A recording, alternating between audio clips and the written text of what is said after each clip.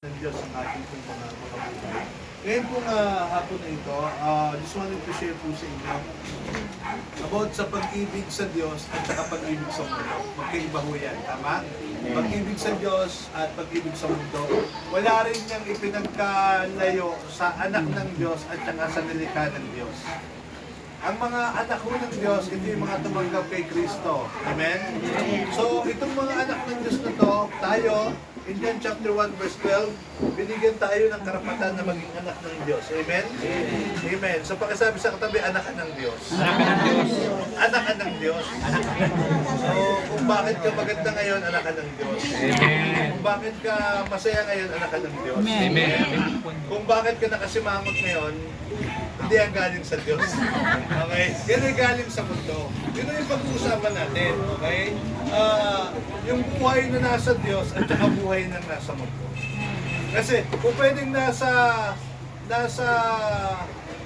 mundo pa tayo ngayon, pero hindi po pwedeng ang maging buhay natin ay buhay ng mundo. Okay? Kaya ho tayo, sabi ng Panginoon, we are being set apart. Pinili tayo ng Panginoon. Amen. Tayo ho, hindi na nalika sana ang hindi na ho sana bumaba si Kristo sa mundong ito kung wala hong pagliligtas na gagawin para sa atin. Hindi na ho kailangang mamatay pa ni Kristo sa krus ng Kalbaryo kung wala hong dahilan yun sa salimlahi ng tao. Amen? Do you believe na ang ating Panginoong Isus ay namatay sa krus? Amen? Sino nagsasabing hindi siya naniniwala ron? Wala. Lahat tayo naniniwala. Amen. Ano ho yung dahilan ni Kristo, ng ating Panginoong Jesucristo? Bakit namatay ho siya sa krus ng Kalbaryo? Para saan ho? To save us. Kasalanan natin. Sasagutin ho tayo ng John 3:16. No? John chapter 3 verse 16. Gayon na lamang ang pag-ibig ng Diyos sa sangkatauhan. No? For God so loved the world that He gave. Kaya ibinigay niya yung kanyang kaisa-isang anak upang ang sino man sa kanya ay sumampalataya ay hindi mapahamak, bagkus magkaroon ng yung salita ho na mapahamak, ito ho yung hindi lang para madapa tayo, masugatan, bagkus mapahamak po sa dagat-dagatang apoy ng impyerno. Isang masakit na katotohanan in the book of Revelation, tiyak po ang impyerno. Kung gaano katiyak ang langit, ganun din po ang katiyakan ng impyerno. Amen? Malungkot na balita, marami hong namamatay ngayon, hindi nila nasigurado yung kanilang pupuntahan. Hindi nila pinaghandaan. Minsan ang pinaghahandaan lang natin yung pagkain sa susunod na araw, yung mga matrikulan ng mga anak, pero hindi natin napapaghandaan yung ating patutunguhan. Pakitanong mo yung katabi, saan ka pupunta? Saan ka mapupunta? Sa langit, siyempre. Amen. Amen. Amen. Saan? Sa langit. Langit na kagad? Ayaw niyo muna mamasyal sa Baguio? Ayaw niyo muna magpunta kung saan-saan? Mahalaga ko kasi yung, alam mo na kung bakit, nagpiprepare kayo.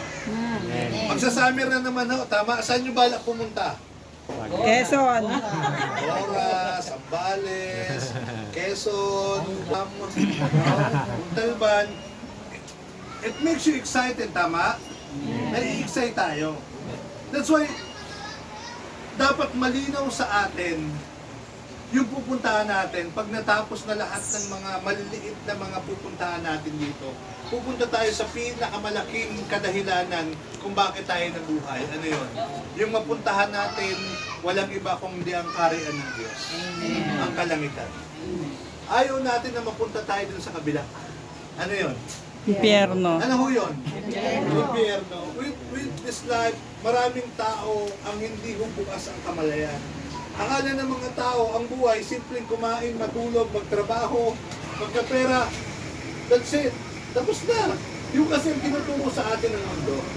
That's the teaching of this world. Sabi po rito ng John chapter, 1 John chapter 2, beginning verse 15, 16 to 17, sa salin po ng Tagalog, sabi rito, huwag ninyong ibigin ang mundo o ang makamundong bagay.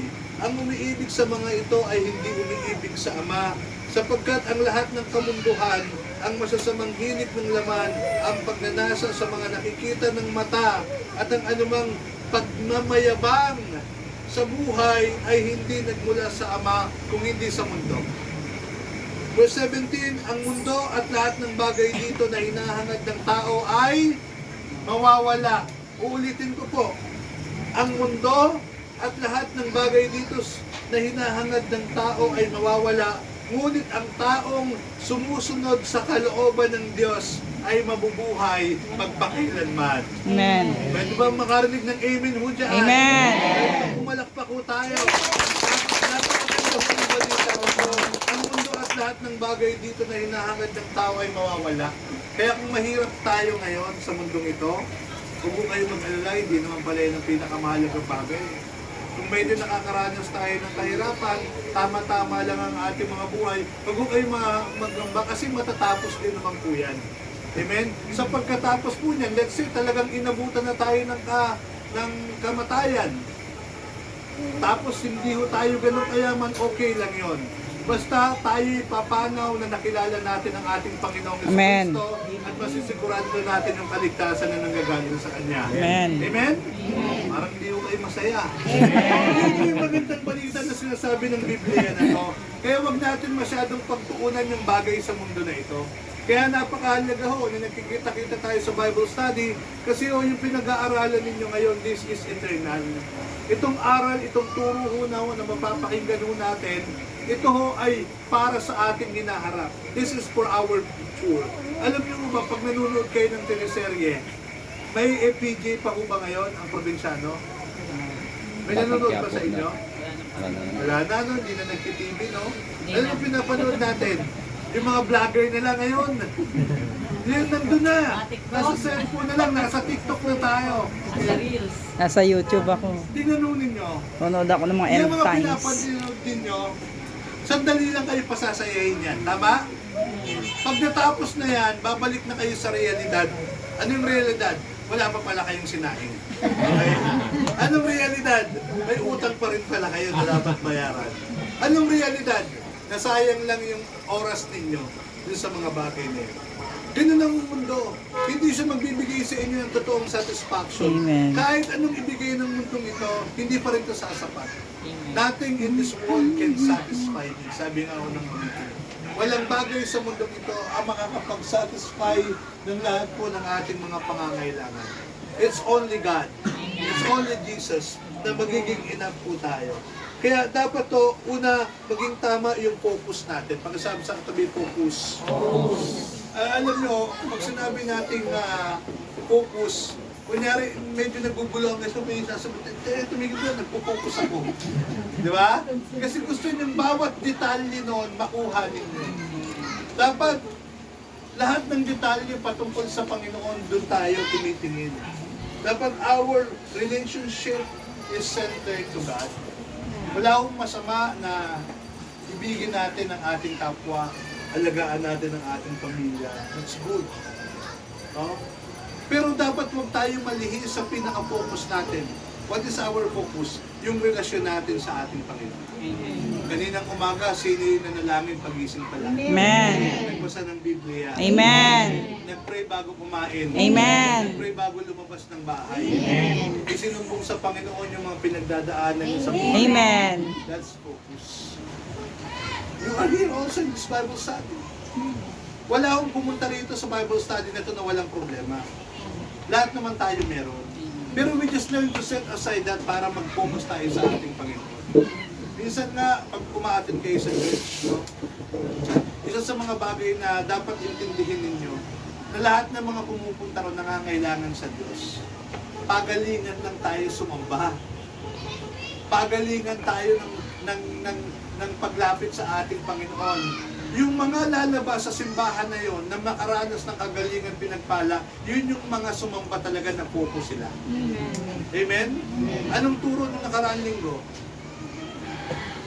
Wala na naman nag-focus. Ano? Yung ano po? Yung ano? Yung ano? Yung ano? Yung ano? Anong title nung nakaraang linggo? Ayoko na magturo at ibig pag ganito. Sino nagsimba ng linggo? Anong title? Nag-isip na kagad kayo? Don't be deceived.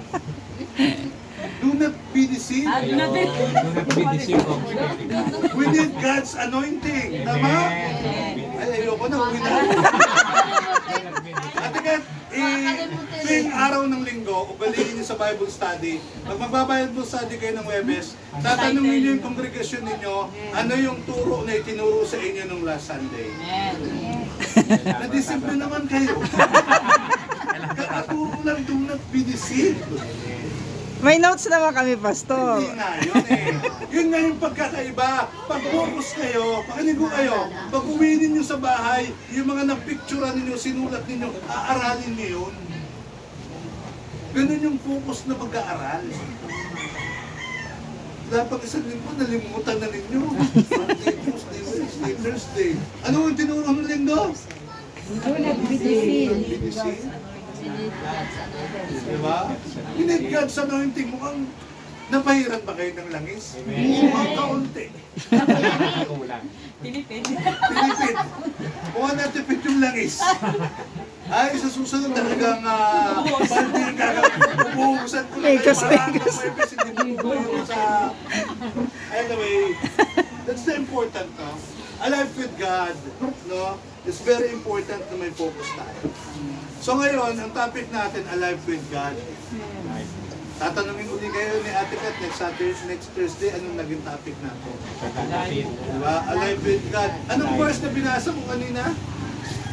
Ay, naku, ito masakit, minuto pa lang. John 1:12. First John 2. Ano First John 1:2? First John chapter 2, verse 15 to 17. Minuto pa lang nakalimutan na ninyo. Hindi mo nasabi na maayos. Sabi ko, First John 1. Ano ko, 1:12? 1:12, binanggit ko kanina. First John chapter 2, verse 15 to 17. Anong verse natin ngayong hapon? First John chapter 2 verse Chapter 7 to 32. Ulitin natin, anong verse natin ngayon?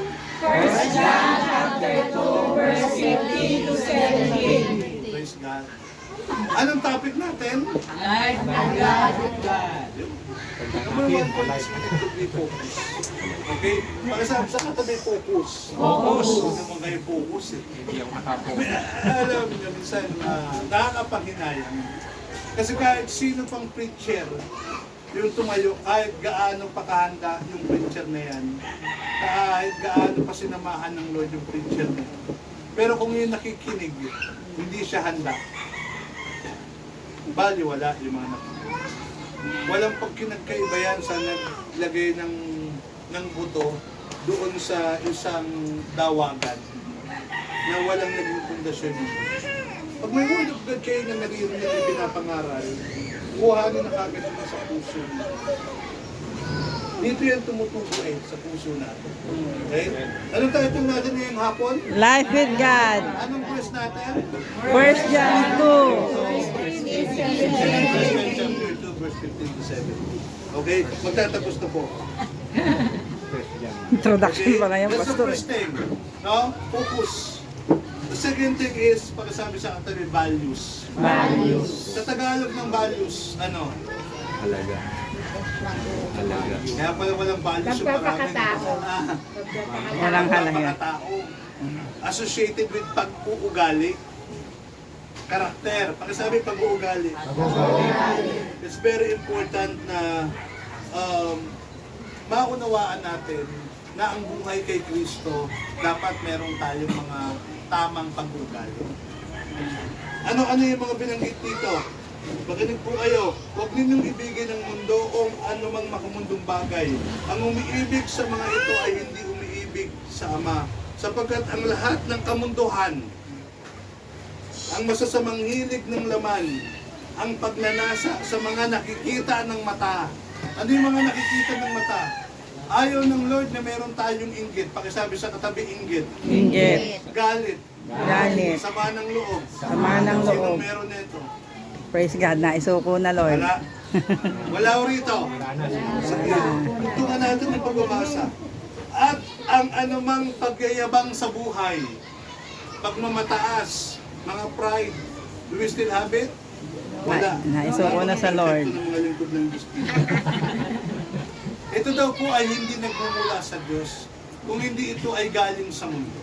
Pag sinasabi natin na a life with God, okay, practice to have a peaceful life. Hangarin ninyo na magkaroon ng isang payapang buhay. Ang isang payapang buhay, ito yung buhay na wala tayong kinasasamaan ng loob. Magtampo man, pero saglit lang magpapatawad na tayo. May mga bagay tayo o may mga tao sa paligid natin na minsan hindi natin mauunawaan. Tingnan yung katabi ninyo.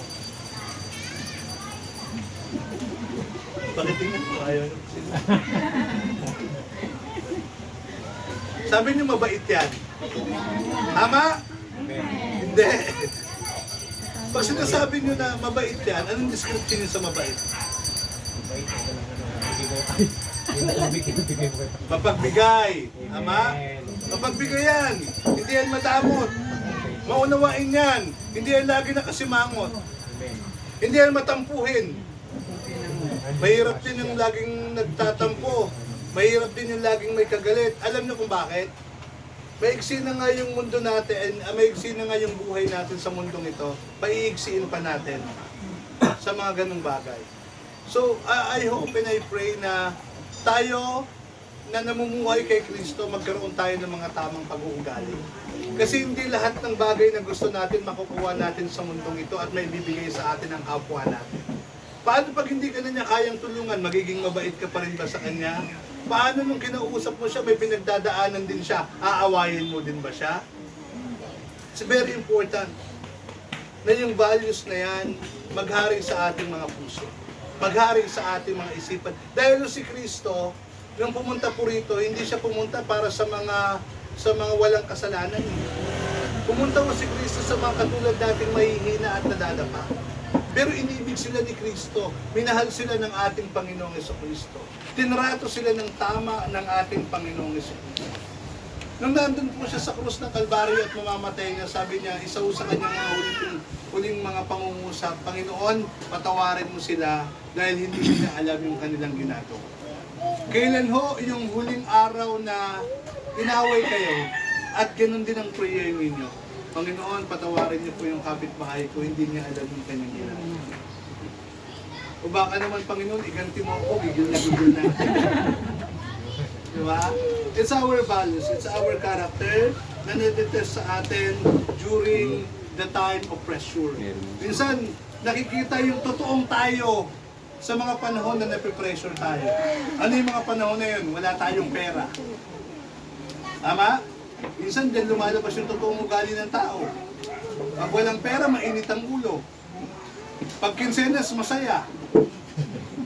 Pag wala pang katapusan, 28, 29, delinquenteng mga panahon, mainit ang ulo. Pero pagka 30, masaya na siya uli. Bakit? Nakadepende sa panahon. The Lord is asking us that in season and out of season, let us all rejoice in the Lord. Amen? Bibilisan ko na lang po, inaantok na po kayo. A life with God, put Him as our top priority. Pag-sabi sa katabi, top priority. Top priority. It's very important to, pag sinabi ninyong mahalaga sa inyo yung tao, lagi siyang una. Lagi siyang number 1 sa puso ninyo. Sino ho ang number 1 senator ninyo ngayong halalan? Marcoleta. Ay naku, nasa puso ninyo. Si Marcoleta. Okay. Ibig ko sabihin, itong mga pangalan na to, nandiyan sa puso ninyo. Pag binuksan natin yan ngayon, ano nakalagay kaya dyan? Asawa ko ninyo, number 1. Anak ninyo. Sa gilid, yung pinangutang ninyo. Alam mo ba minsan yung Ate Aida. nasa puso-isip Ang tawa siya. Kaya magbabayad na walang yan. Sorry na, okay. Sorry po na po. Di ba kagalit yun? Tingnan ninyo, nag-iiba tuloy yung laman ng puso. Sabi nila, out of the abundance of the heart, the mouth speak. Amen. Minsan, imbis na tawagin yung anak, si Juan ang natatawag. Kasi yun yung nandito na yung naglalaro eh. Huwag niyo pigilan ng sarili ninyo maging masaya. Huwag kayo magpa-apekto dun sa mga pinagdadaan. Minsan no, kahit sa pagtulog na lang, napapanaginipan pa niyo yung problema niyo. Maynila. Tulog kayo nababanggit yung Meralco. Ito 100, huwag mo na ako tutulan. May disconnection na pala. Pero kung ang Panginoon yung ating prioridad, natutulog kayo. Hallelujah. Payapa. Amen. Amen. Praise the Lord. Hindi mo masasarap na mapakinggan sa isang nananaginip. Eh, yung minsan nananaginip, umagan, mukhang inaaway din sa panaginip. Ha? Tumatakbo, nalalaglag sa ikaan. Ba't ka nalalaglag yung tumatakbo ko? Allow God to be our top priority. Amen? So yung maging, kanina sabi ko nga, focus, we have our values, we set Him as the top priority of our life. Hindi ko tayo mamimili. And sa pagtatapos so, a life with God is a full of joy. This is a life of joy. Pagkasabi po, joy. Joy. Pag sinabi natin joy, magkaiba ho yung happiness. Yung happy lang kasi temporary lang yun eh. Pag joy, never ending. Because Jesus is inside of you. That is joy. Jesus inside of you. Nasa lubo natin ang ating Panginoong Jesucristo. Alam niyo ho, sabi ho dito sa binabasa natin, ang mundo at ang lahat ng bagay dito na hinahangad ng tao ay mawawala, ngunit ang taong sumusunod sa kalooban ng Diyos ay mabubuhay magpakailan. Yung sinasabi ho na mabubuhay magpakailanman, yun yung magbibigay sa atin ng totoong kagalakan. Kasi sabi ko nga ho, when this world fall apart, akala natin ng COVID-19, mauubos na ang lahi ng tao. Kaliwat kanan yung namamatay. Ang daming mga nagsara ng mga establishmento. Yung sakit at karamdaman talagang umikot sa buong mundo, hindi naman sa Pilipinas. Akala natin tapos na eh.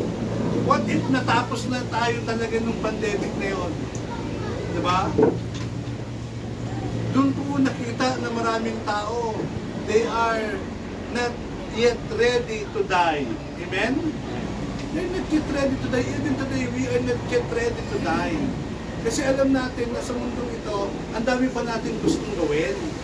Kaya nga, alive with God, dapat lahat, para magkaroon tayo ng joy, lahat isang kunin natin sa Panginoon. Amen?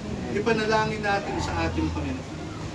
Darating mo ang panahon na makakaranas tayo ng iba't ibang mga pagsubok sa buhay. Darating ang pagsubok na yung naiipon mo, biglang nawala na. Yung mga tao na nakasama mo, nawawala na sila. Yung trabaho na inilagaan mo, retired ka na. Yung mga pananim na itanim mo, inanim mo na, at kailangan mo na naman magsimula. Ibig sabihin, lahat na wala. Yung mga anak na inilagaan mo ng mahabang panahon, nag-asawa na sila, may kanya-kanya na silang pamilya, lumipat na sila sa iba't ibang lugar. Yung mga sasakyan na pinandar mo, naluma na yung iba.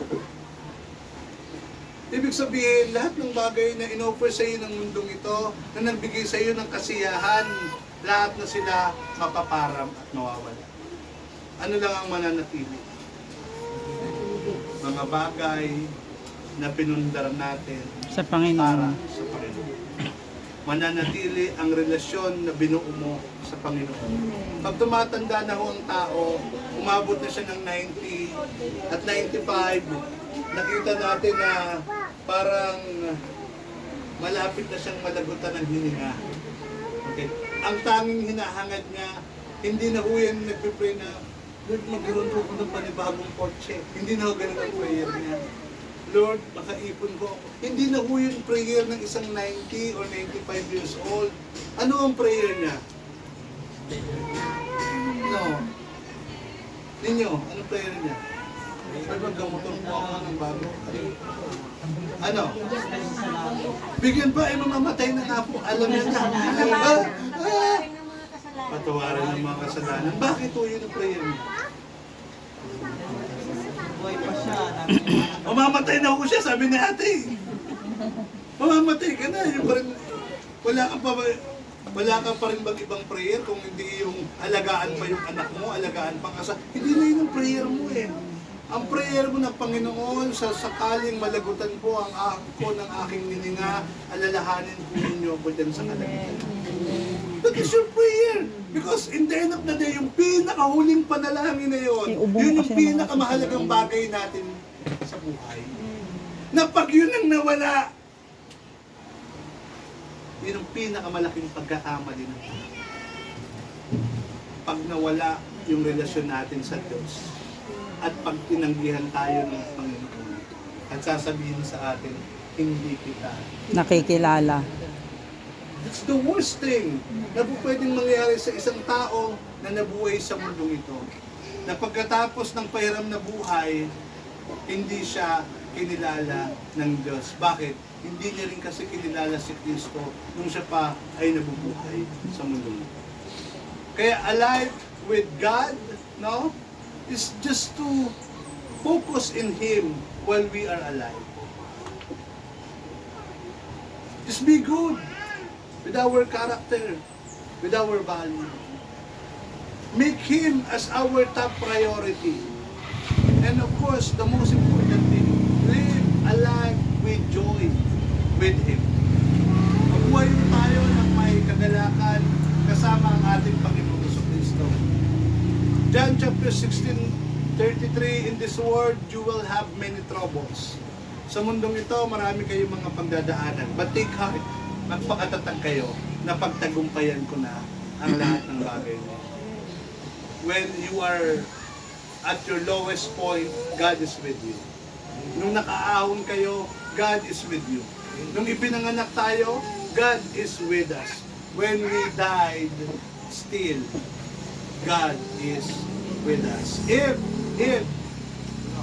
tatanggapin natin siya sa mundo nito, habang tayo nabubuhay bilang Panginoon at sariling tagapagligtas. Amen? Amen. Balakpakan po natin ang ating Panginoon. Ngayon humapon, nais ko po kayong imbitahan na tumayo. Hallelujah. Awit lang po tayo. Alam ko pamilya po kayo sa awit na to. Napaka-dali hong matandaan ang mga katagang alam kong may magagawa ang Diyos. Amen?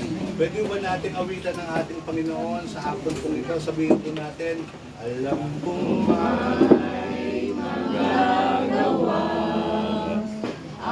Alisan po natin ang ating mga tinig. Alam kong may magagawa ang Diyos. Kung ako Magtatapat sa Kanya sa ay susunod. ay susunod, alam kong may magagawa. Sa pamulya ng pananaw ng pananampalataya, alam kong may magagawa ang Diyos. Alam kong may magagawa ang Diyos. Alam kong may magagawa ang Diyos. Alam kong may magagawa ang Diyos. Kung ako'y magtatapat Sa Kanya ay susunod. sa Kanya ay susunod, alam kong may magagawa ang Diyos. Hallelujah. Dakilang Diyos na buhay, kapangyarihan sa lahat, nakatunghay sa aming kalagitnaan. Nilalakipan po namin ang pananampalataya, ang aming inawit sa hapon po ito. Ito po'y pagdideklara na sa buhay po namin may magagawa ang Amen. Diyos na aming pinaglilingkuran. Sa panahon ng pagsilang, naroon po kayo, Panginoon. Sa panahon ng aming pong paglago at paggawa ng mga bagay na nais po namin, nandun po kayo. Maging sa araw na kami po inyong tatawagin na at bumalik sa inyo, naroon po kayo, Panginoon. Lord, isa po ang tiyak na habang kami po ay nabubuhay sa mundong ito, ang Diyos na aming pinaglilingkuran ay tutokong buhay at may magagawa sa amin pong mga buhay. Kaya naman Panginoon, sa oras pong ito, itaas po ninyo ang inyong pong mga kamay kung kayo po ngayon ay may mga takot sa inyong pong puso.